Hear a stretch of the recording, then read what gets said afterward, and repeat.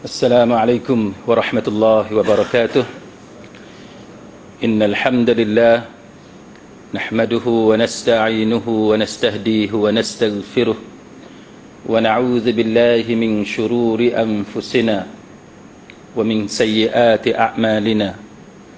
Man yahdihillahu fala mudilla lahu wa man yudlil fala hadiya lahu. أشهد أن لا إله إلا الله وحده لا شريك له وأشهد أن محمدا عبده ورسوله اللهم صل وسلم على محمد وعلى آله وصحبه والتابعين بإحسان إلى يوم الدين وبعد. رب اشرح لي صدري, wahai Tuhanku, lapangkanlah dadaku ini, wa yassir li amri, dan permudahkanlah urusanku, wahlul 'uqdatam min lisani, dan uraikanlah kekeluhan lidahku, yafqahu qawli, supaya mereka memahami kata-kataku ini. Saudara-saudari, sahabat-sahabiah, muslimin muslimat, mudah-mudahan dirahmati dan diberkati oleh Allah Subhanahu wa taala. Pada malam ni kita akan belajar ataupun berkongsi berkenaan dengan pengajian hadis dan juga sedikit sirah. Saya memilih tajuk ini, iaitu tajuk berkenaan dengan mukjizat Rasul, antara yang sahih dengan yang palsu. Tujuannya ataupun sebab utamanya kerana dalam sehari dua ini kita telah melihat ada satu slot seorang ustaz kita yang bercakap dalam TV berkenaan dengan salah satu mukjizat Rasulullah sallallahu alaihi wasallam, yang dikaitkan bahawa baginda ketika baginda masih lagi kecil, bayi, baginda bermain-main dengan bulan, bercakap-cakap dengan bulan, baginda bercakap dengan bulan, bulan bercakap dengan baginda, dan baginda menggunakan jarinya menunjuk ke arah bulan, dan jikalau baginda mengalihkan jari itu, maka bulan itu akan bergerak mengikut ke arah mana baginda menunjuk kepada bulan itu. Sidang hadirin mukminin, sebelum kita pergi lebih jauh kepada tajuk ini pada malam ni, terlebih dahulu saya ingin perjelaskan beberapa perkara yang ada dalam agama kita. Yang pertamanya, kita sebagai seorang Islam, kita percaya dan yakin salah satunya adalah mukjizat Rasul. Mukjizat Rasul ini bukan setakat kita percaya dan kita beriman kepada perkara yang luar biasa yang berlaku kepada Rasulullah sallallahu alaihi wasallam, tapi kita juga percaya bahawa mukjizat itu juga dianugerahkan oleh Allah Jalla wa Ala kepada rasul-rasul yang lain. Dan kita percaya itu bukannya kita percaya dengan membuta tuli, bukan percaya tanpa ada alasan yang kukuh. Kepercayaan itu kita itu berdasarkan kepada metodologi yang ditetapkan dalam pengajian agama. Yang tu yang kita nak kena jelas dahulu. Maksudnya ialah kita percaya bahawa Nabi kita Muhammad sallallahu alaihi wasallam ada mukjizat tertentu, ataupun nabi-nabi yang lain dianugerahkan dengan mukjizat yang tertentu apabila Al-Quran yang mengkhabarkan kepada kita, ataupun berdasarkan kepada riwayat-riwayat yang sahih, kan, riwayat-riwayat yang kita yakin akan kebenaran dia berdasarkan kepada hadis-hadis Nabi sallallahu alaihi wasallam. Sama juga sebagaimana kita tidak menolak persoalan keramat yang berlaku kepada wali Allah, sebagaimana kita juga tidak menolak persoalan istidraj yang berlaku kepada wali syaitan dan sebagainya. Semua cerita ni kita terima apabila dia datang dengan riwayat yang kita boleh terima.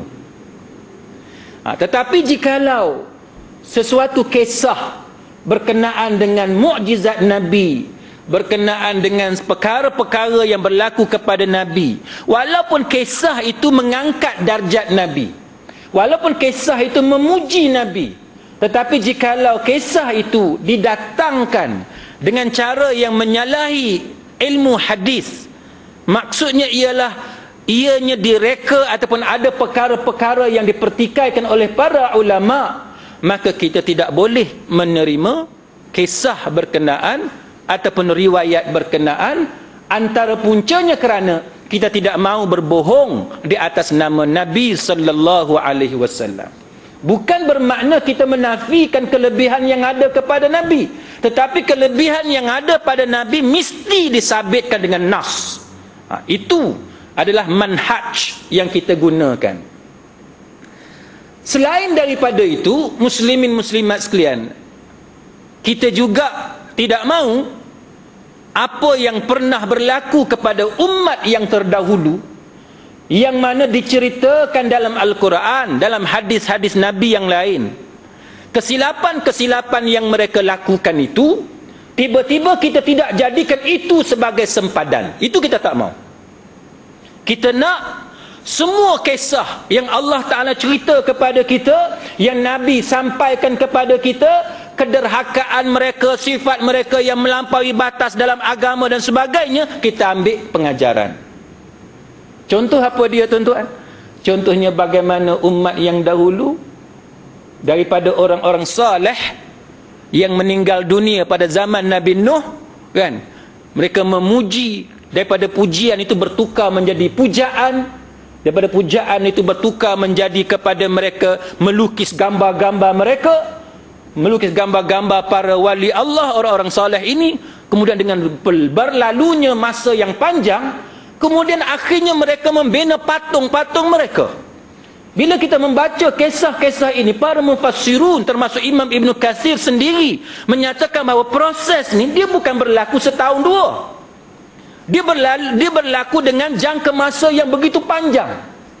Daripada sifat melampau yang sedikit, dia berkembang menjadi sifat melampau yang banyak. Akhirnya manusia melakukan perkara yang terang-terang syirik kepada Allah Ta'ala. Dia bermula dengan sifat positif kepada orang saleh, kan? Dia bermula dengan sikap kita yang menghormati orang saleh, yang tu kemudian bertukar menjadi sifat yang mensyirikkan, mempersekutukan Allah Ta'ala. Sama dengan kita hari ni, tuan-tuan. Kenapa kita duk bising benda ni?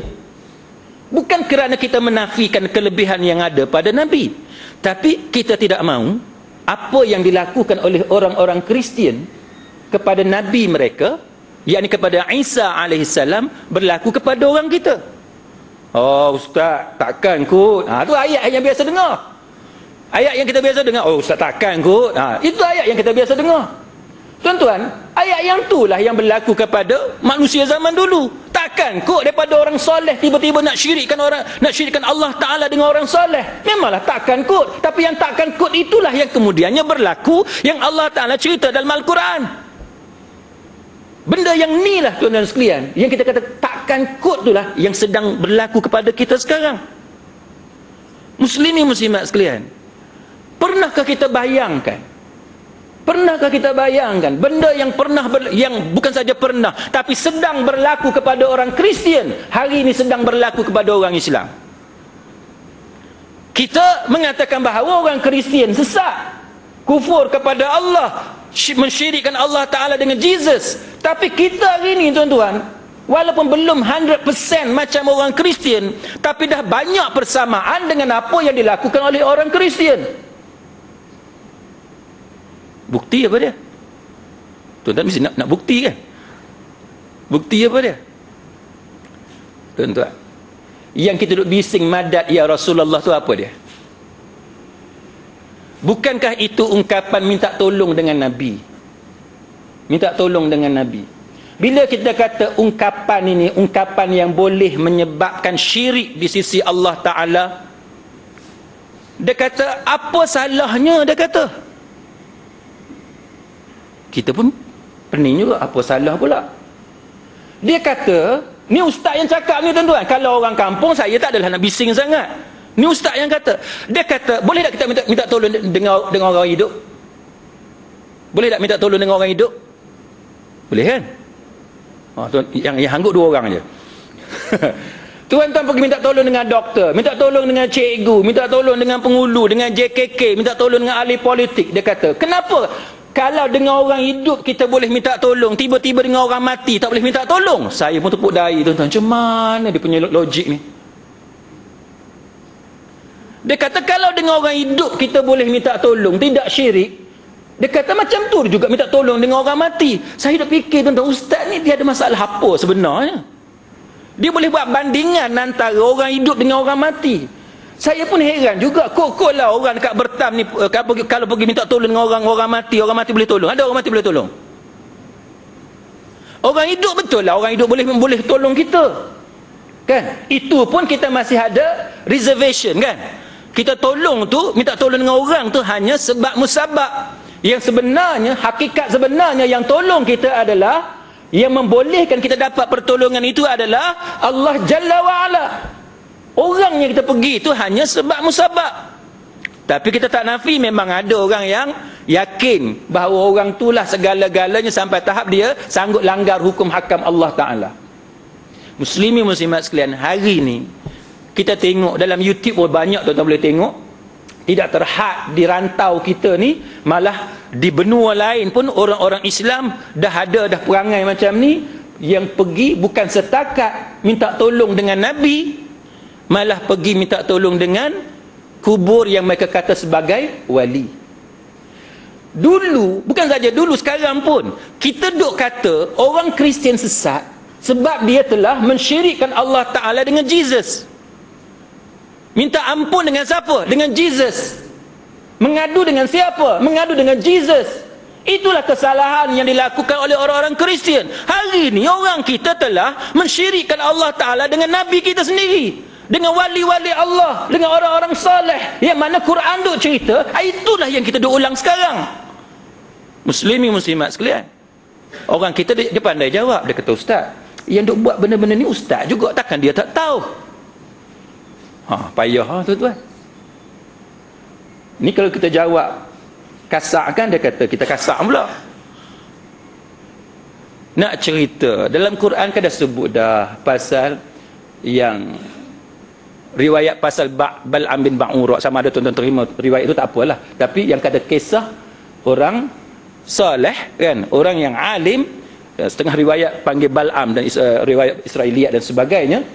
Bal'am bin Ba'ura, yang mana, tapi kisah itu memang disebut dalam Al-Quran, cuma nama saja yang tak disebut. Bal'am bin Ba'ura, orang saleh, seorang yang diberi ilmu oleh Allah Ta'ala, tapi kemudiannya menjadi sesat. Jadi hujah untuk mengatakan bahawa dia ni ustaz, itu bukan hujah tuan-tuan. Kalau ulama yang begitu hebat pun boleh sesat, maka apatah lagi ustaz-ustaz biasa yang ada sekarang ini. Jadi muslimin muslimat sekalian, kita janganlah mengulangi kesilapan orang-orang Kristian yang mensyirikkan Allah Ta'ala dengan Nabi Allah Ta'ala sendiri. Tiba-tiba kita sekarang nak mengulangi kesilapan yang sama. Jadi muslimin muslimat sekalian, sekarang kita tengok apa dia yang menjadi punca kepada kekeliruan ini. Dia ada satu hadis tuan-tuan sekalian, dan hadis ni kalau tuan-tuan tengok memang disebut dalam beberapa literature, disebut dalam beberapa penulisan oleh para ulama. Antaranya kalau tuan-tuan tengok di kalangan mazhab Imam Syafi'i, antara ulama yang bawa cerita ni, yang tulis dalam kitab dia, antaranya ialah Imam As-Suyuti. Imam Suyuti, tuan-tuan tengok, selain daripada Imam Suyuti, ada yang juga bawa cerita ni, antaranya adalah Al-Baihaqi, dan banyak lagi, ada beberapa nama yang lain. Cuma kita ambil beberapa penulisan ini dan saya petik pada malam ni sebagaimana yang diriwayatkan oleh Imam Al-Baihaqi. Tuan-tuan sekalian, baik, Imam Al-Baihaqi ni dia ada tulis dalam satu literature dia yang tajuk dia ialah Dalail An-Nubuwah. Dalail An-Nubuwah. Apa maksud Dalail An-Nubuwah? Tajuk penuh dia kata Dalail An-Nubuwah lil Baihaqi. Maksudnya ialah dalil an-nubuwah, yang mana kitab ni ditulis oleh Imam Al-Baihaqi. Baik, dalail ni maksudnya dalil-dalil, kan, bukti-bukti an-nubuwah, kenabian. Jadi kitab ni nak cerita tentang dalil-dalil kenabian Nabi kita Muhammad sallallahu alaihi wasallam.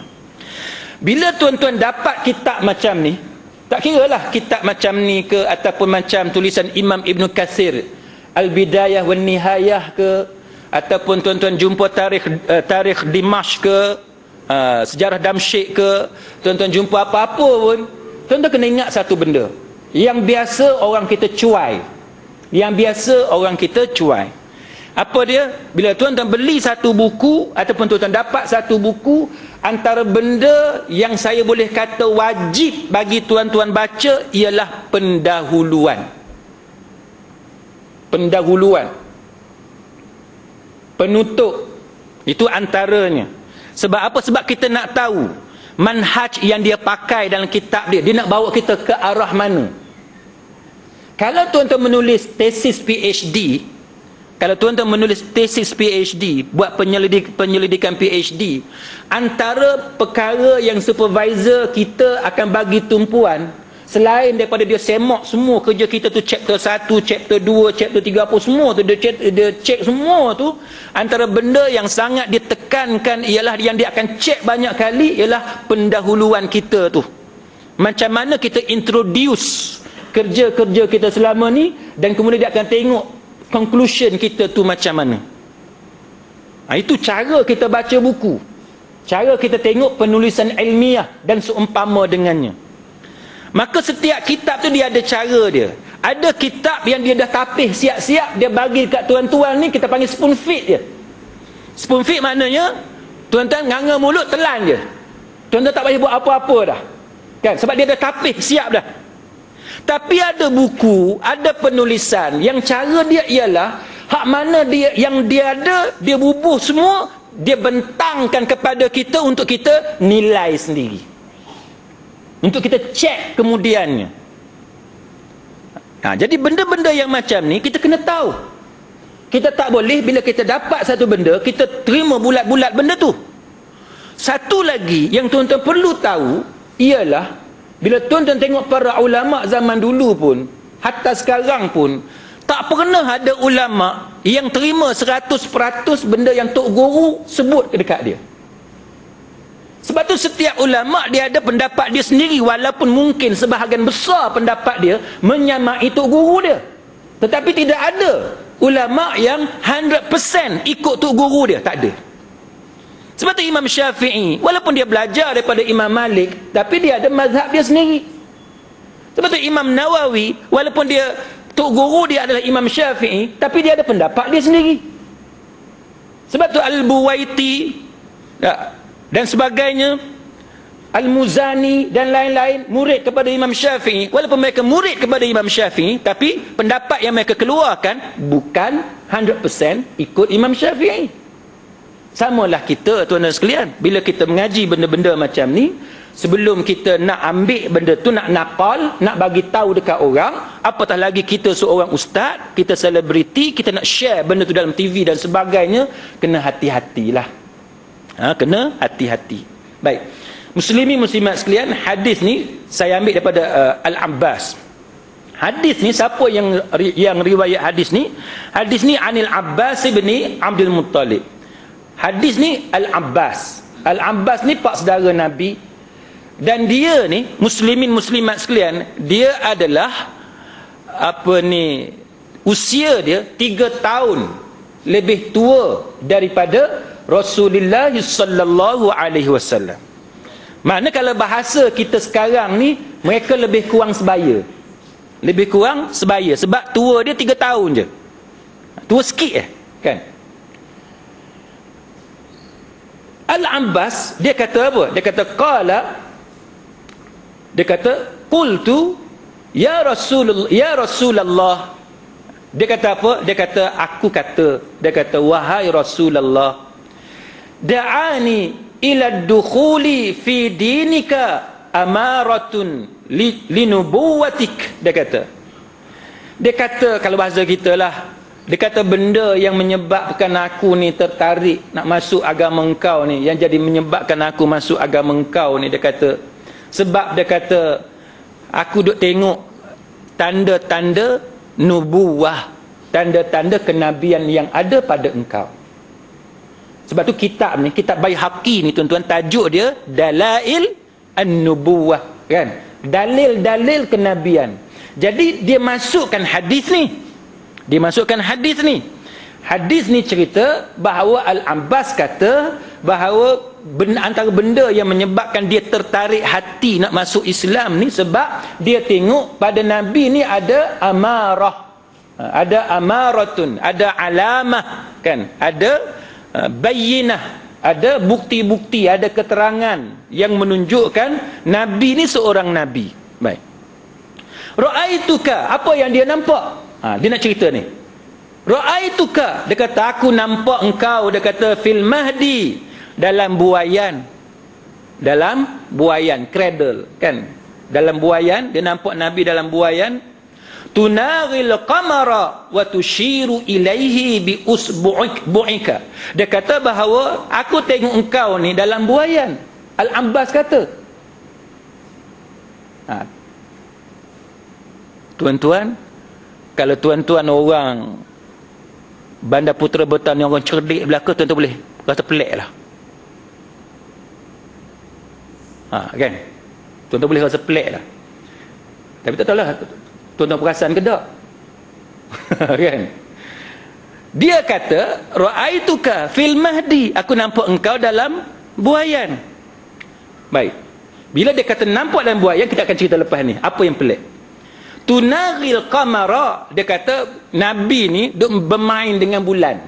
Nabi duk bermain dengan bulan. Wa tushiru ilaihi bi usbu'ik. Dia kata, lepas tu dia kata, yang engkau ni, mana Nabi kita lah, engkau ni duk tunjuk dengan jari ni ke arah bulan. Duk tunjuk dekat bulan dengan menggunakan jari Nabi. Lepas tu dia kata, fa haitsu asyarta ilaihi mala. Lepas tu dia kata, jadi bila Nabi duk tunjuk dekat bulan apa semua, banyaklah riwayat-riwayat yang datang cerita tentang ni. Dia kata bahawa bila tunjuk dekat bulan tu, dia bila point out dekat bulan tu, Nabi tunjuk arah mana, bulan akan pergi arah tu. Kan? Nabi tunjuk, letak tarik kat situ, bulan pergi arah situ. Dia macam apa, touch screen lah. Tuan-tuan boleh buat main macam tu. Ada macam tu, kan? Buat macam tu, pergi belah situ, baru naik atas, dia pergi alas atas. Ada lagu tu, cerita dia. Baik. Cerita lagu ni tuan-tuan, bukan kata kita tak percaya. Kita percaya kalau riwayat yang datang tu riwayat yang kita boleh terima, kan? Sebab tu kita nak tengok.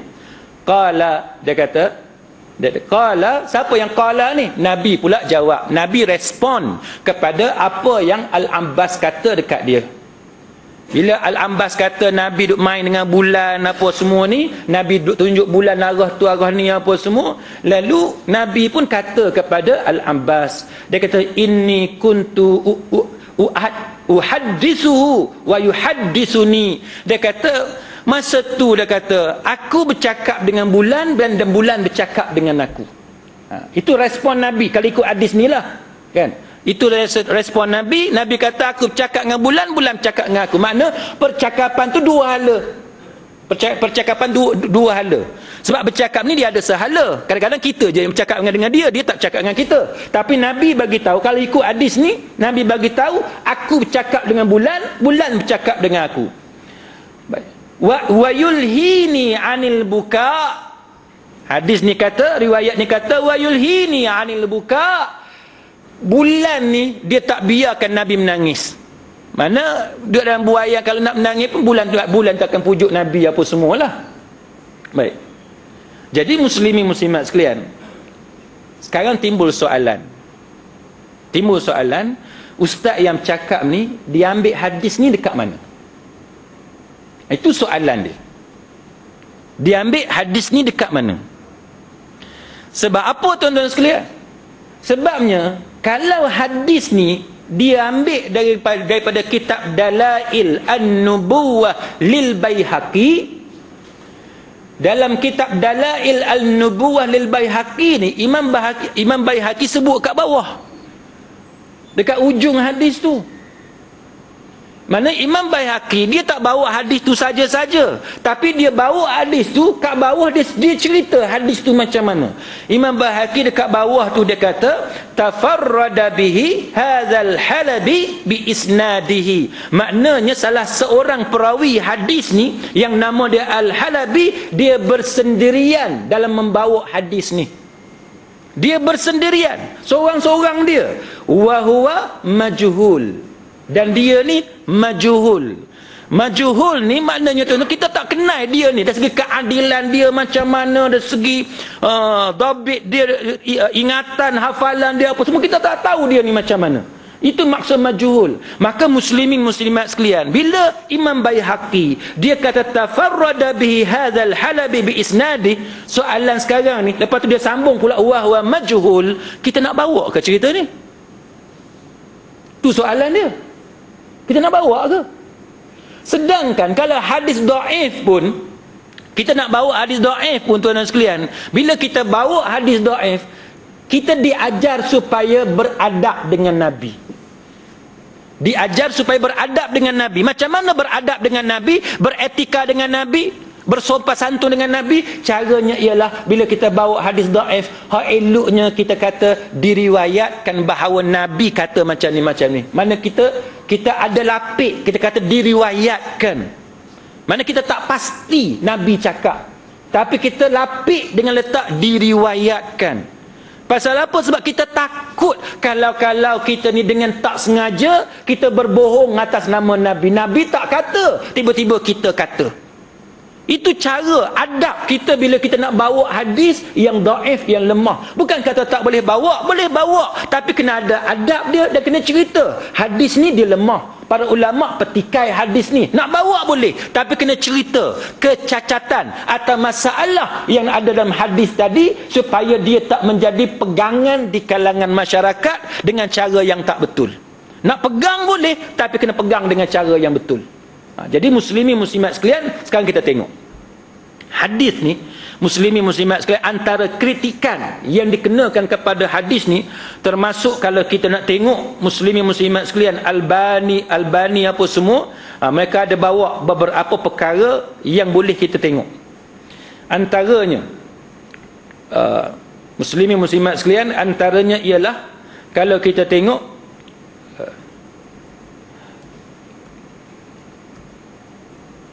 para ulama seperti Albani, dia kata, bagi dia, di sisi dia Albani, dia kata hadis ni hadis palsu. Hadis ni maudhu'. Bila hadis maudhu', haram bagi kita meriwayatkan hadis ni, kecuali dengan tujuan untuk kita ajar orang, nak bagi tahu orang ni hadis palsu. Tapi nak ajar orang bahawa Nabi ni dia ada tanda kenabian dengan guna dalil hadis ni, hukum dia haram. Itu hukum beramal dengan hadis bila hadis tu maudhu', dia palsu, tak boleh kita beramal. Tapi tujuan nak bagi orang clear, nak cerita ni hadis palsu, boleh kita cerita hadis tersebut. Dan Albani kata apa? Dia kata Al-Halabi ni tuan-tuan sekalian, salah seorang perawi hadis ni, dia mencipta sanad yang sahih. Mana hak atas tu elok, cantik je. Siapa dia? Al-Abbasnya apa semua, dia cerita, dia cipta sanad rantaian perawi tu cantik, tetapi dia padankan dengan hadis palsu yang dia cipta. Mungkin macam tuan-tuan lah, kan? Macam kita lah. Kita kata, ustaz, ni hadis palsu ke? Ni Abu Hurairah ni. Kan? Ni Abu Hurairah ni. Lah, Abu Hurairah tu hak dengar daripada Nabi, tapi soalannya betul ke Abu Hurairah dengar daripada Nabi? Siapa yang main cerita kepada kita bahawa Abu Hurairah dengar daripada Nabi? Itu benda dia, tuan-tuan. Dia cipta rantaian perawi tu bagi nampak cantik. Tapi bila para ulama kaji, jumpa-jumpa nama dia Al-Halabi, maka Albani kata palsu, tak boleh pakai hadis ni. Itu bahaya. Bahaya muslimin muslimat. Dia macam hadis kita tengok Ibnu Mas'ud. Tak semestinya hadis itu betul. Kita nak kena tengok rantaian perawi, sebab kita tak tahu betul ke Ibnu Mas'ud yang dengar hadis itu sendiri daripada Nabi. Kita takut orang hak bawah kat bawah ni, dia pergi guna nama Ibnu Mas'ud, dia pergi guna nama sahabat-sahabat lain, Ibnu Umar dan sebagainya, nak bagi nampak hadis tu cantik. Nak bagi nampak hadis tu cantik, nak suruh kita percaya kepada hadis yang dia bawa, sedangkan dia memalsukan hadis berkenaan. Itu bahaya, muslimin muslimat sekalian. Baik, antara kritikan kepada hadis ni, muslimin muslimat sekalian, ialah nombor satunya ialah, kalau betul Al-Abbas yang meriwayatkan hadis ni, ada benda yang bermain dalam kepala para ulama. Ada benda yang bermain dalam kepala para ulama, iaitu masa Nabi dalam buaian tu, umur Nabi sebenarnya berapa? Umur Nabi sebenarnya berapa?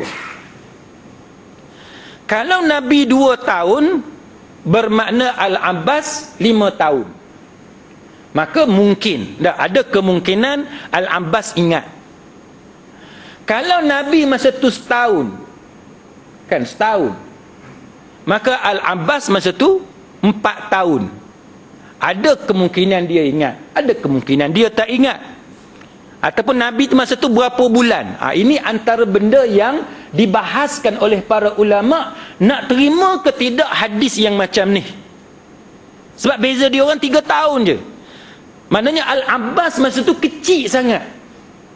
Bila dia kecil sangat, usia dia 3 tahun ataupun 4 tahun ataupun 5 tahun, dia terlalu kecil pada masa tu. Soalan sekarang ni ialah, boleh terima tak hadis yang macam ni? Itu satu.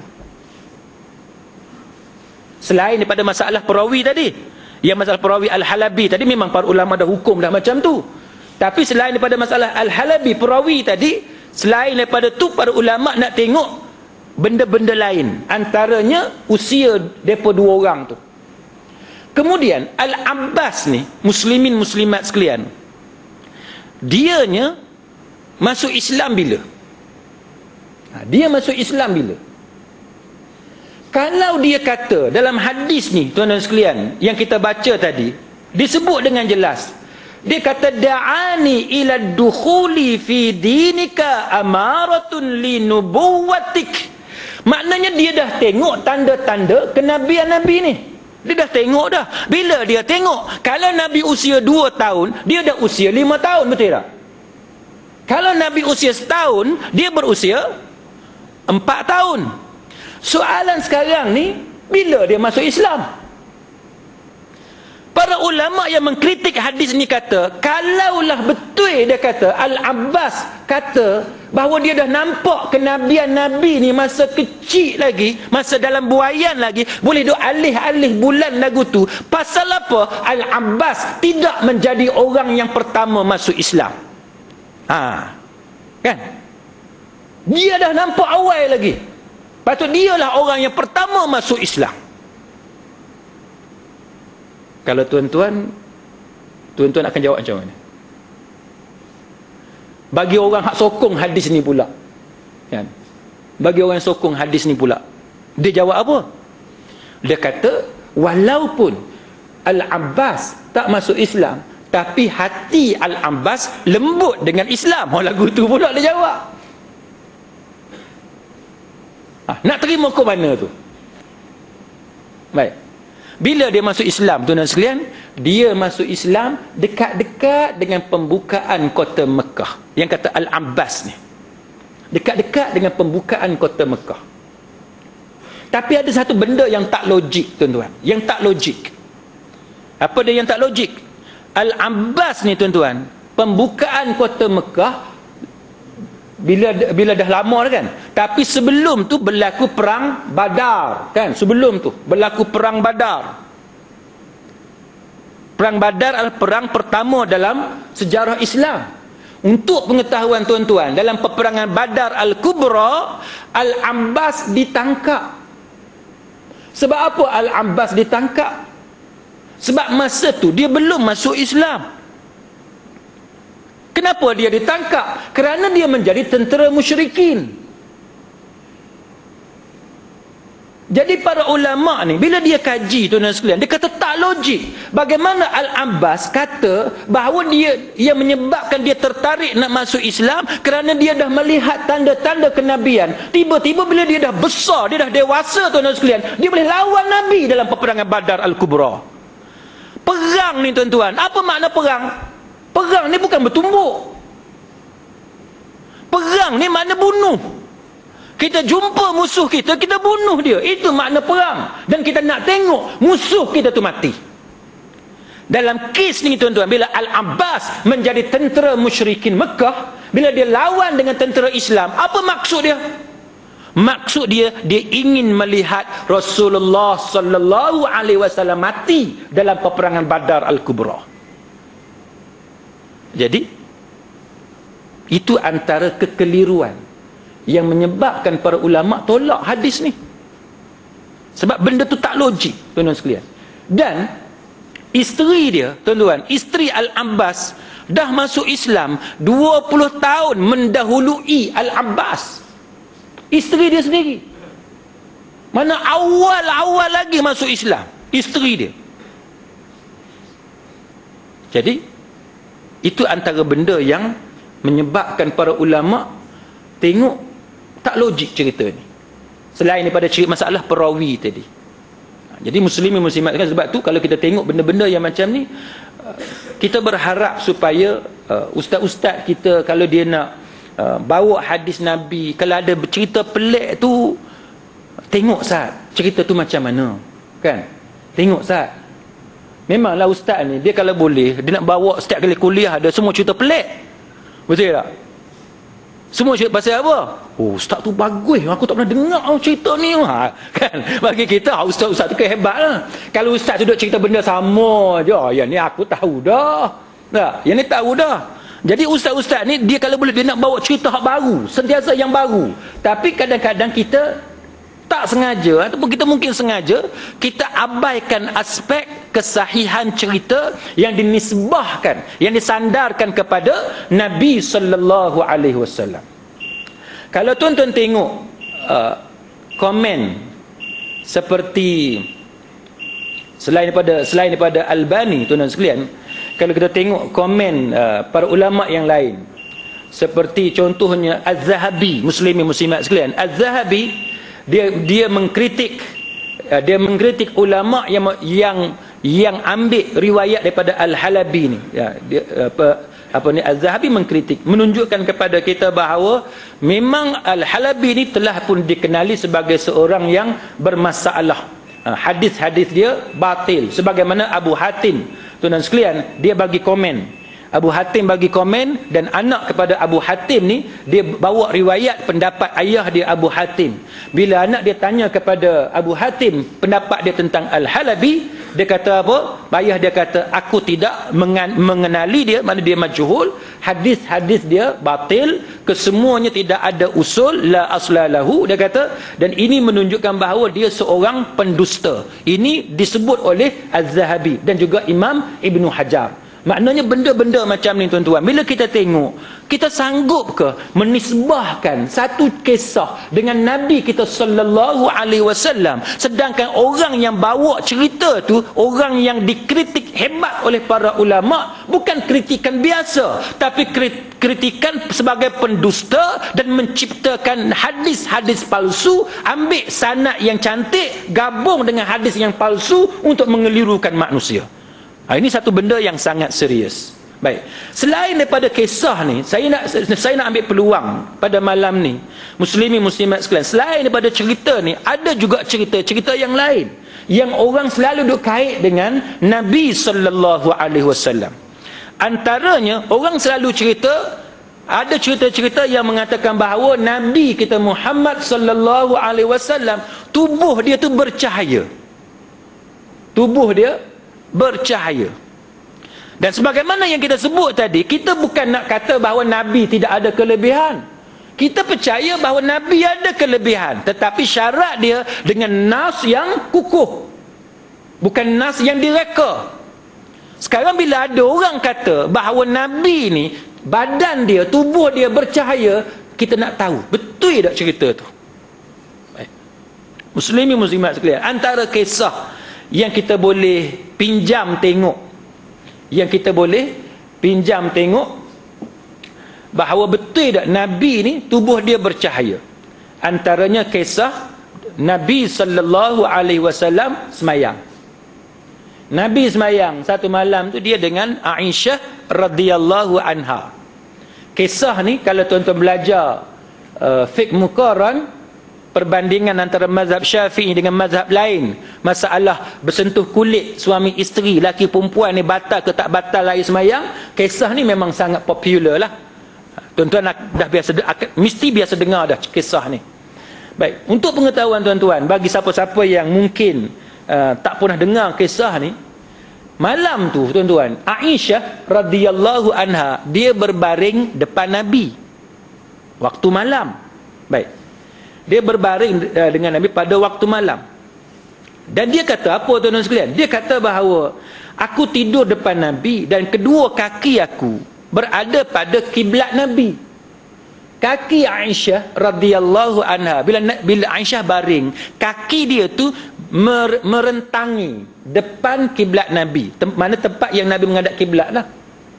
Bila berlaku macam tu, dia kata bila Nabi SAW sujud, dia kata maka Nabi pun pegang aku dan aku pun lipat kaki aku tu.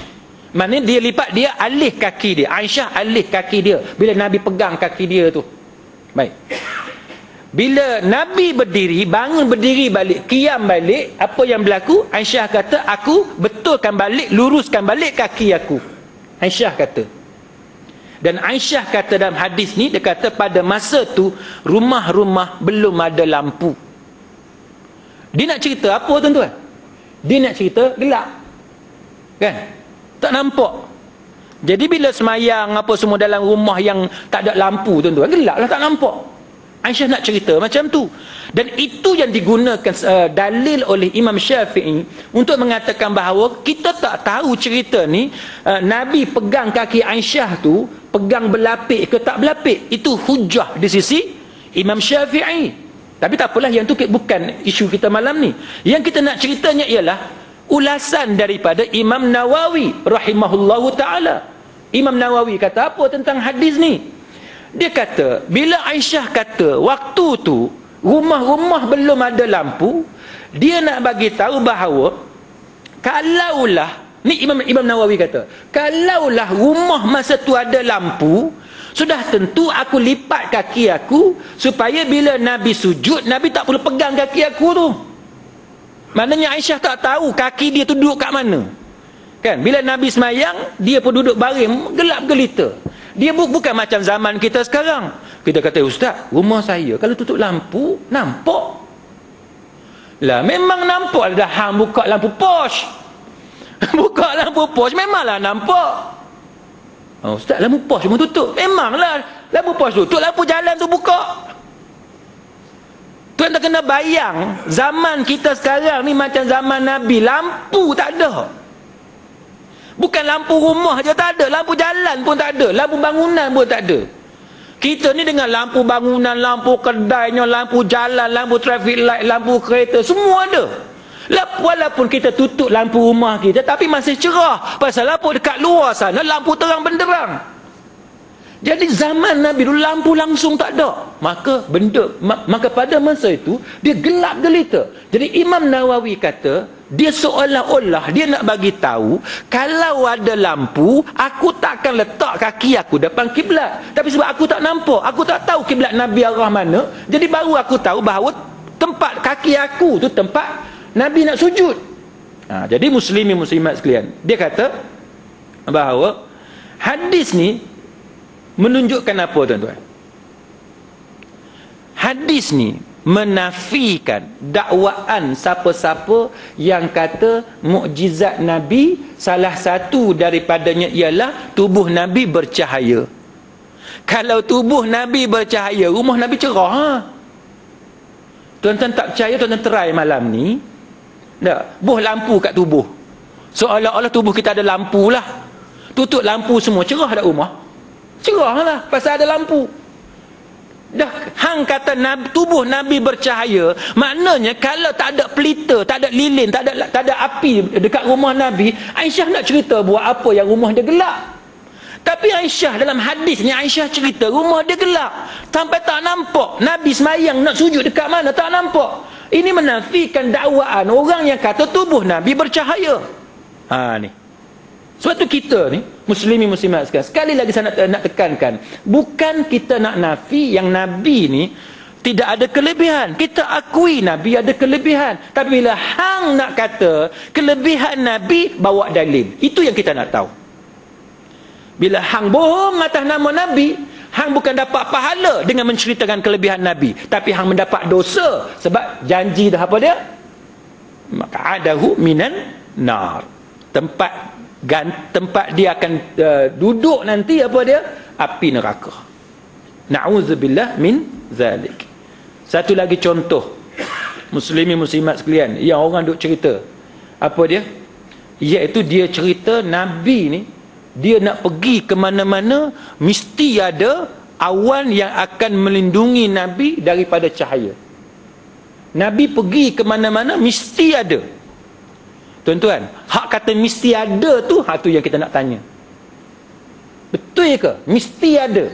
Bahawa Nabi ni setiap masa dia terlindung daripada panasnya matahari. Itu soalan dia. Bila kita tengok hadis-hadis Nabi, kita dapati bahawa ada ketikanya sahabat dia payungkan Nabi ketika Nabi nak melempar jamrah Aqabah. Panas kan? Kerana panas teriknya matahari, ada sahabat yang guna inisiatif nak payungkan Nabi, nak tutup Nabi daripada panas terik matahari. Contohnya kalau kita tengok muslimin muslimat sekalian, iaitu Yahya bin Al-Husain daripada Ummul Husain. Dia kata, aku berhaji, aku menunaikan haji bersama-sama Rasulullah sallallahu alaihi wasallam, iaitu haji perpisahan. Maka aku tengok Usamah dan Bilal. Dia tengok Usamah dan Bilal, salah seorang daripada mereka berdua ni, dia bawa tali unta Nabi, dia pandu unta Nabi. Hak seorang lagi angkat baju dia nak tutup Nabi daripada teriknya cahaya matahari. Tengok. Sampai Nabi selesai lempar jamrah, melontar jamrah. Maka peristiwa ni menunjukkan apa, tuan-tuan? Peristiwa ni menunjukkan bahawa Nabi juga ditimpa oleh panas terik matahari. Ini adalah bukti bahawa Nabi seorang manusia biasa.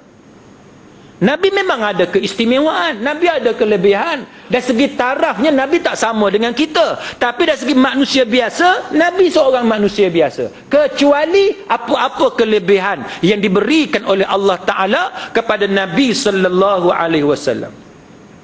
Antaranya kita tengok, tuan-tuan sekalian, ayat-ayat yang menunjukkan bahawa Nabi ni satu orang manusia biasa, kecuali dalam perkara yang Allah Ta'ala bagi tahu. Antaranya ialah bagaimana golongan kafir ni, tuan-tuan sekalian, dia petikai. Dia kata waqalu, ni dalam ayat Quran. Ayat Quran surah yang ke-25 ayat yang ke-7. Waqalu ma li hadzal rasul. Dia kata apa, dia kata rasul ni, dia kata. Kalau bahasa kita lah, apa rasul, dia kata. Sebab apa? Yakulut ta'am. Dia makan sama dengan kita. Kalau kita makan nasi, dia makan nasi. Kita makan kurma, dia makan kurma. Apa yang kita makan, dia pun makan. Tengok. Maknanya apa? Maknanya Al-Quran dia bagi tahu kepada kita apa yang diluahkan oleh puak-puak yang kafir ni. Dia petikai Nabi, apa lagu ni? Makan macam kita. Lepas tu dia kata apa? Wa yamshi fil aswaqi. Kita pergi kedai, dia pun pergi kedai juga. Nah, kita pergi Maidin, dia pun pergi Maidin juga. Kita pergi beli ikan, dia pun beli ikan juga. Nabi apa lagu tu? Tu. Kalau ikut bahasa kita lah, Nabi apa macam tu. Tapi Quran ni, dia nak cerita kat kita, Nabi ni orang biasa macam kamu. Tapi ayat tu nak kena jaga sikit. Kalau silap, lagi orang kata kat saya pula. Seperti mamak-mamak di kampung kat sekali tuan-tuan marah kat saya pula kan. Tapi bahasa tu betul dah. Makna Nabi ni macam kita semua, itu je. Tak ada beza. Apa makna tak ada beza? Tak ada beza maknanya Nabi tu orang macam kita lah. Dia kahwin, dia ada syahwah macam kita, dia berjalan, dia lapar, dia dahaga, dia kena panas terik matahari. Kalau perang dia akan luka dan sebagainya. Itu yang para ulama cuba sampaikan kepada kita berdasarkan nas yang ada. Dia kata, orang kafir ni kata apa? Laula unzila ilaihi malak. Dia kata fayakuna ma'u nazira. Dia kata hak eloknya bagi kat kami ni, puak-puak yang kafir ni kata apa? Hak eloknya bagi kat kami ni malaikat lah, dia kata. Supaya dengan malaikat ni, malaikat boleh bagi peringatan dekat kami takut lah, dia kata. Ni manusia ni tuan-tuan, bila mereka kufur ke Allah Ta'ala, buatlah macam mana pun. Kalau bagi Rasul tu malaikat, apa alasan puak-puak ni pula? Dia kata malaikat boleh lah lagu tu. Orang macam kami mana larat nak ikut malaikat lagu tu pula, kan? Payah tuan-tuan orang yang tak mau beriman. Sama juga macam orang kita sekarang. Saya ingat masa saya kecil-kecil dulu tuan-tuan, duduk sembang dengan kawan-kawan sekolah dulu, kawan-kawan duduk sembang. Dia kata, sebab apa zaman sekarang tak ada macam zaman dulu, dia kata.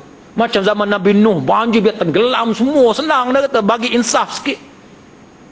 Pasal apa tak jadi macam Nabi Lut, turun apa ni kau atas, terbalik kau bawah apa semua, bagi insaf sikit. Insaf sikit macam mana? Mati 200,000 tsunami kat Aceh pun tak insaf-insaf juga tuan-tuan. Nak kata apa?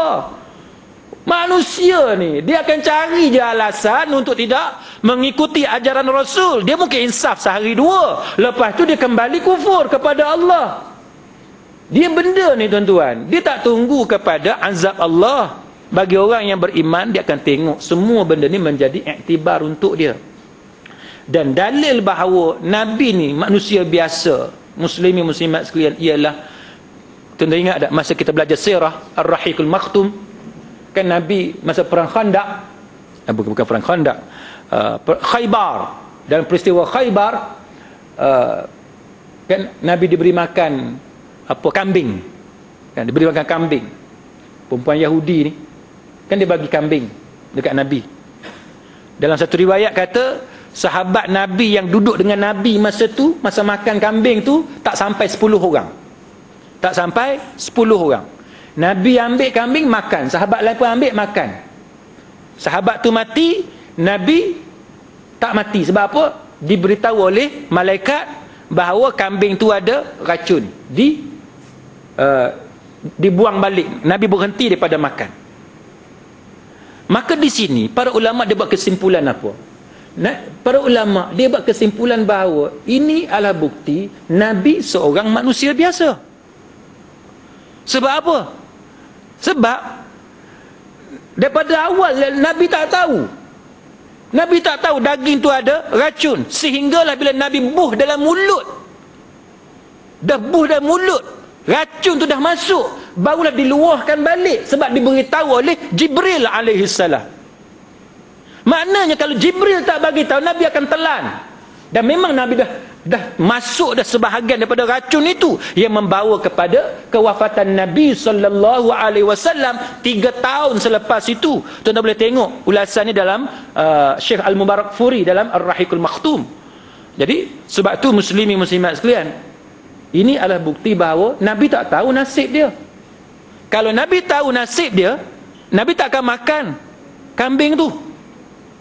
Masa Aisyah radhiyallahu anha kan dikaitkan sebagai ada skandal, kononnya ada skandal dengan Safwan.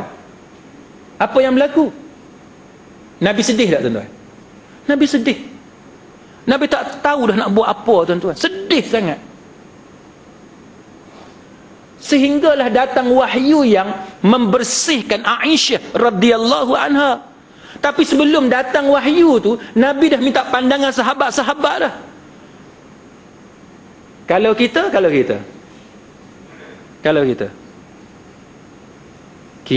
tuan-tuan nampak suami ni, orang perempuan lah kan saja nak kata orang perempuan lah kan? Orang perempuan nampak suami pelik sikit, dia pergi cari tok bomo kan pergi cari tok bomo, ni ustaz nak minta ustaz tolong tengok sikit suami saya ni sebab apa dia jadi pelik dah sekarang ni, kan?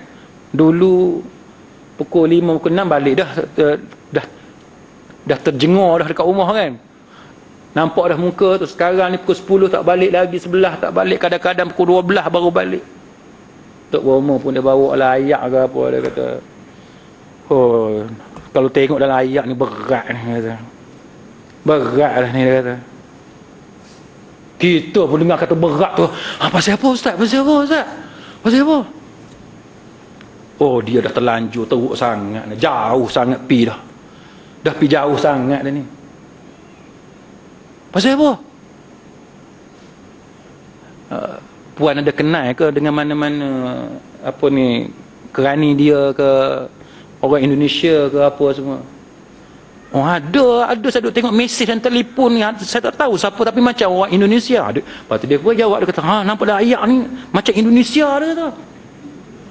Padahal kita bagi hint kat Roma tu, nampak Indonesia ni dia macam belah, kalau tidak Jawa ataupun Sumatera. Dia pergilah Jawa, Sumatera, apa semua. Dia bawa cerita. Tuan-tuan, hak ni hak kita kata yang Nabi dah pesan dah, buat kerja lagu ni. Apa dia? Syirik, kan? Ni kita semayang, na'udzubillah tuan-tuan, habis kalau buat kerja lagu ni. Kita duk pergi umrah, pergi haji, duk sedekah dekat apa ni, Ma'atafiz apa semua, habis tu. Kalau betul amalan kita duk tengok suami kita buat apa, isteri kita buat apa semua duk buat apa ni tuan-tuan sekalian, Nabi dah tahu awal lagi apa yang berlaku kepada Aisyah. Patut Nabi lebih tahu, betul tak? Nabi berhak lebih tahu di sisi Allah Ta'ala Aisyah ni perempuan baik ke perempuan jahat. Sampai sekarang Syiah tetap mengatakan bahawa Aisyah adalah perempuan jalang. Sebab tu bukan semua Syiah, tapi sebahagian besar Syiah mengatakan bahawa Aisyah bukan radhiyallahu anha. Dia tak sebut radhiyallahu anha, dia sebut la'natullahi alaiha. Tengok jahat buat Syiah. Pasal apa? Pergeseran ni tuan-tuan sekalian berpunca daripada kita manusia tak tahu orang tu macam mana. Kalau Nabi pun tak tahu Aisyah tu baik ke tidak dalam kes yang dikaitkan dengan Safwan, maka kita tuan-tuan sekalian macam tu juga. Sebab tu kita muslimin muslimat sekalian, kita tak sepatutnya melakukan perkara yang boleh menyebabkan terbatalnya syahadah.